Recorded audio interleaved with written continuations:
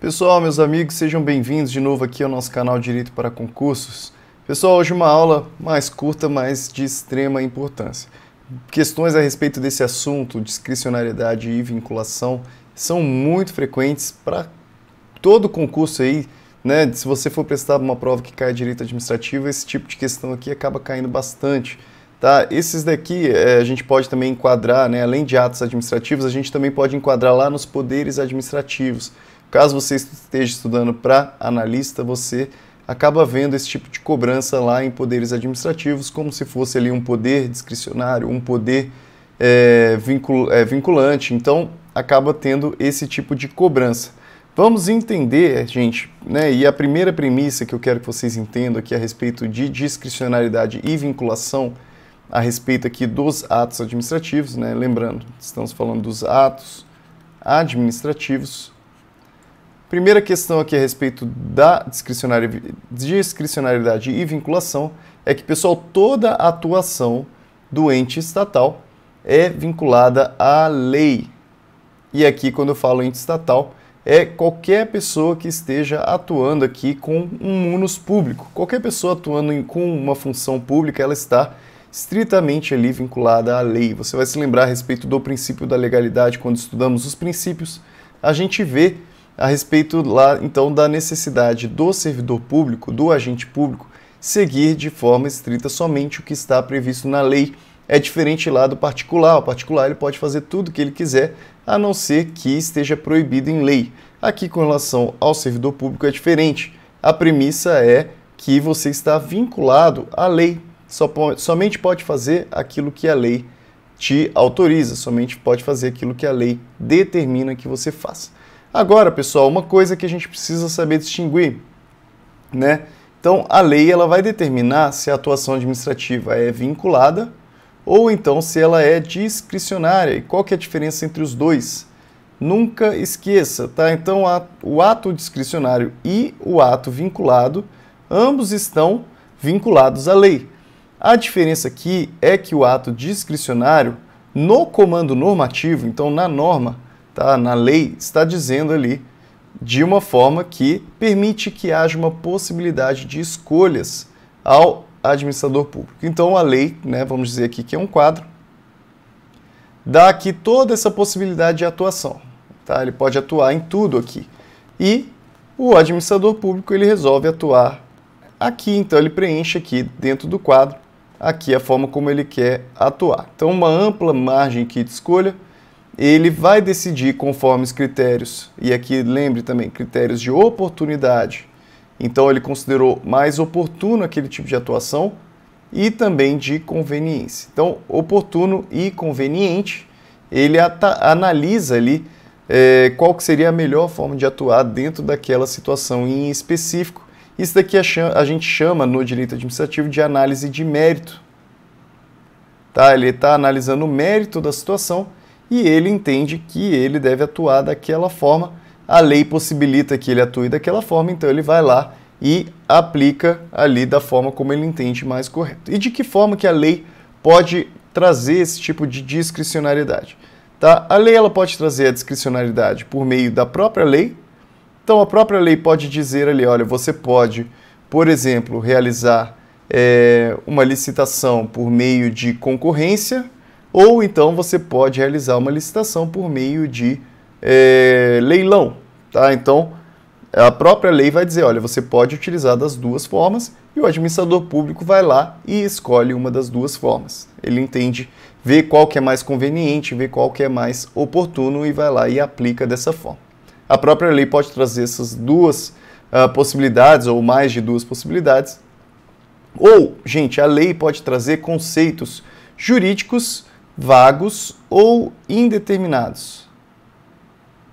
Então, a lei pode dizer assim, olha, você pode apreender um produto se aquele produto estiver contrário às regras de saúde pública ou trouxer algum tipo de risco à saúde pública.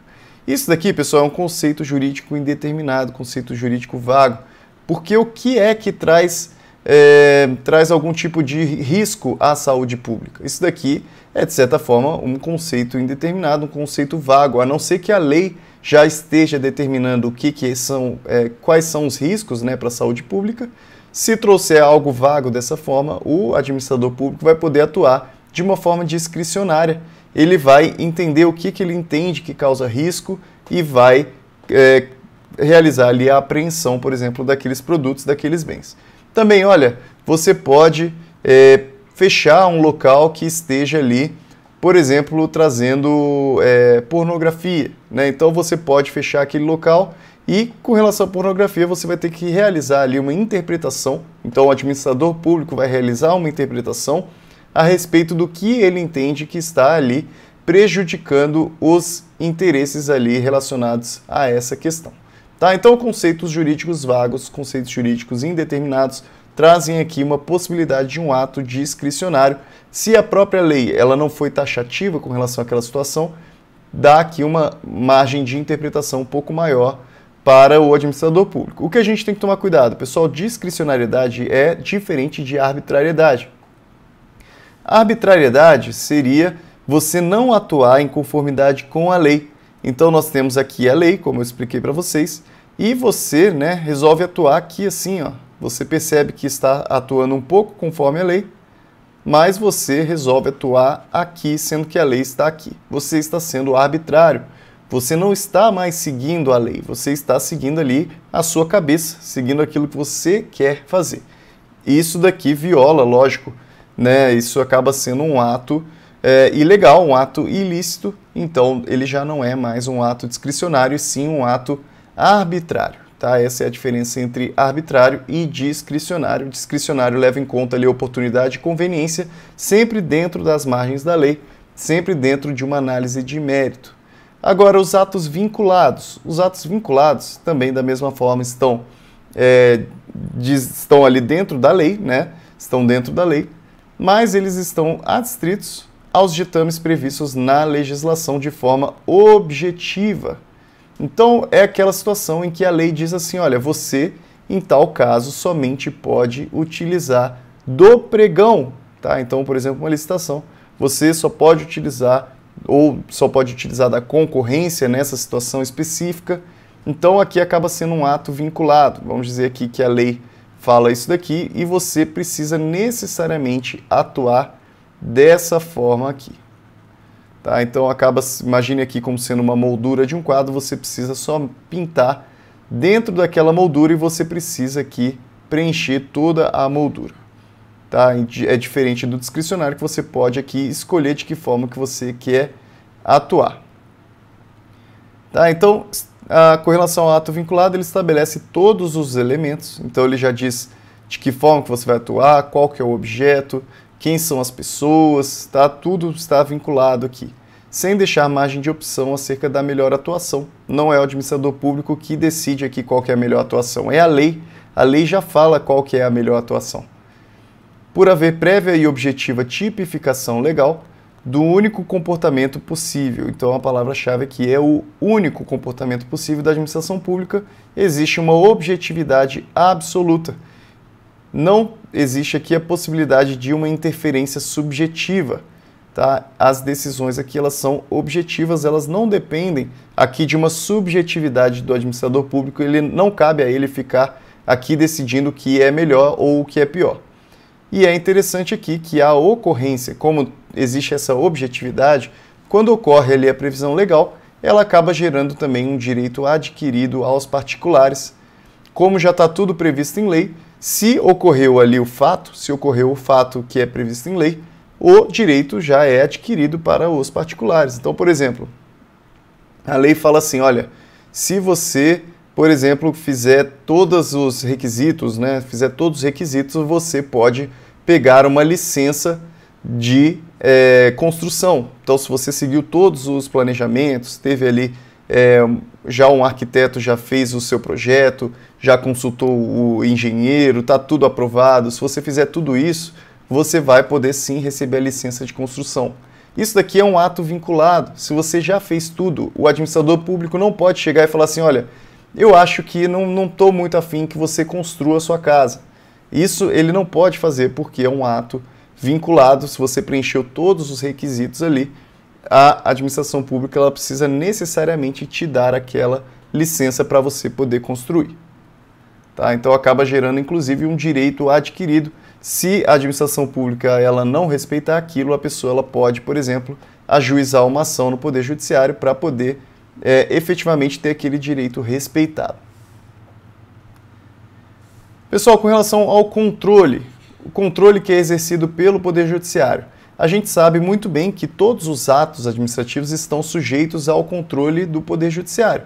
Né? Então, como eu acabei de falar a respeito aqui desse exemplo de licença, né, todos os atos da administração pública aqui, todos os atos administrativos podem ser submetidos aqui a um controle, se você entende que é ilegal aquele tipo de ato, o Poder Judiciário ele possui aqui a obrigação de analisar a sua queixa, analisar a sua questão ali.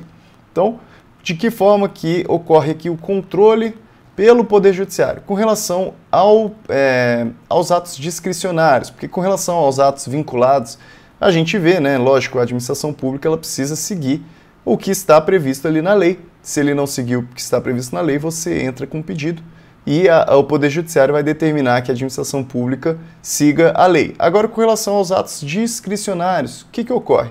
Nós vemos que a atuação do Poder Judiciário ela deve se limitar à análise da legalidade.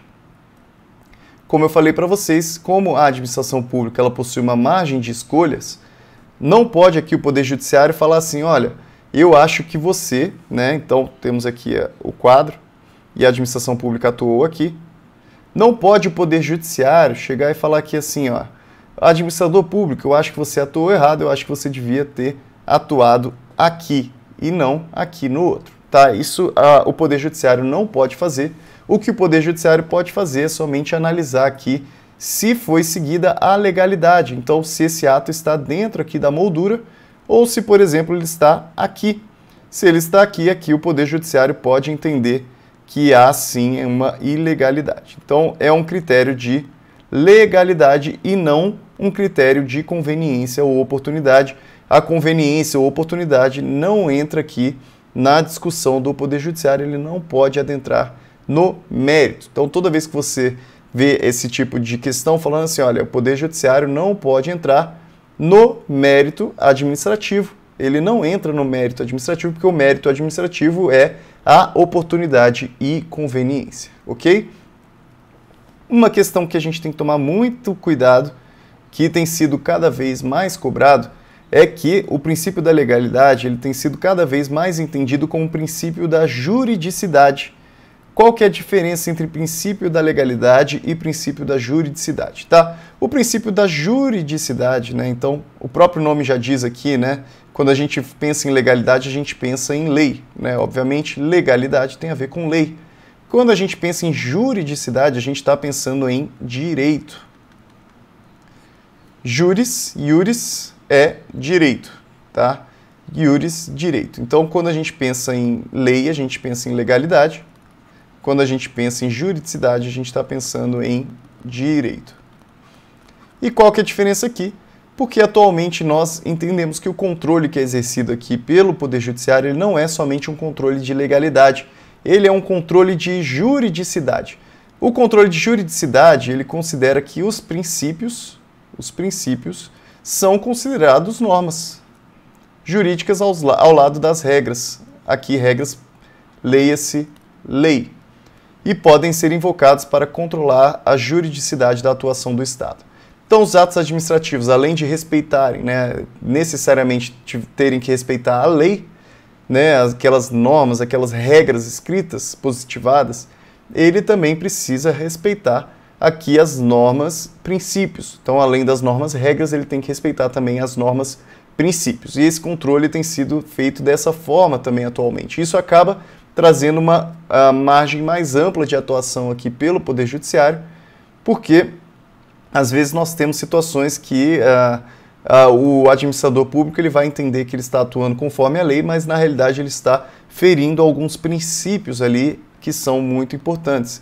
Então, um cuidado que a gente tem que ter, que se, por exemplo, um ato administrativo está ferindo ali o princípio da razoabilidade e o princípio da proporcionalidade, então o administrador público ele até entende que está atuando conforme a lei, mas aquele ato dele não é razoável, aquele ato dele não é proporcional. Ele ali às vezes se utiliza, né, pensa assim, olha, os fins justificam os meios, mas os fins não justificam os meios. Então, tem que tomar cuidado aqui com a atuação do administrador público para, às vezes, a conduta dele não ser desarrazoada. Então, uma conduta desarrazoada, ela não está relacionada somente ao mérito, tá?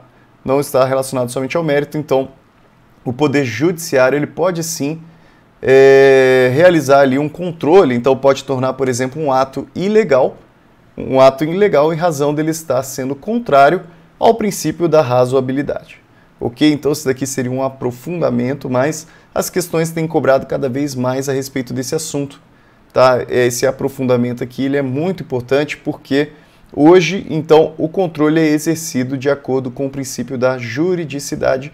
Então, se o ato administrativo pode ser discricionário, pode ser vinculado, se ele fere aqui os princípios, se ele fere o princípio da razoabilidade, da proporcionalidade, ele pode sim ser controlado e a administração pública não vai caber aqui a ela ficar falando, olha, mas isso está relacionado à minha conveniência, está relacionado à minha oportunidade, ao mérito administrativo. Não, isso daqui fere a razoabilidade, significa que fere a juridicidade, ok? Pessoal, a nossa aula então a gente finaliza por aqui. Um assunto muito importante que cai demais nas provas, que é discricionariedade e vinculação. Gente, muito obrigado.